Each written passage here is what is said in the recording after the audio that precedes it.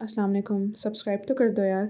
मोहब्बत Reza Reza की आने वाली नई एपिसोड में हम देखेंगे कि सबाहत के घर वाले भी जब आते हैं तो ईसा की माँ उनके साथ बहुत ज़्यादा बदतमीज़ी से पेश आती है और बस यही इसी बात की तरफ इशारा करती रहती है कि सबाहत ने मेरे बेटे पर कब्ज़ा कर लिया और जो कि मैं कभी होने नहीं दूँगी।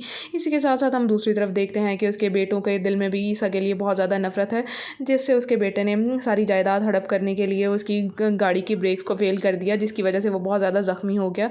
हम ईसा की माँ भी यही चीज़ बर्दाश्त नहीं कर पा रही कि सबाहत वैसे भी एक नया वारिस लाने वाली है जो कि इस ख़ानदान को देगी और सारी दौलत उसके नाम हो जाएगी।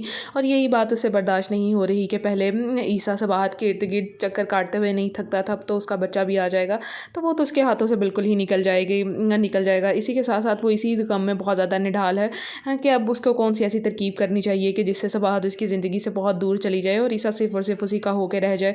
मज़ीद ऐसी वीडियोज़ देखने के लिए काइंडली मेरे चैनल को सब्सक्राइब और वीडियो को लाइक कर दें। Thank you.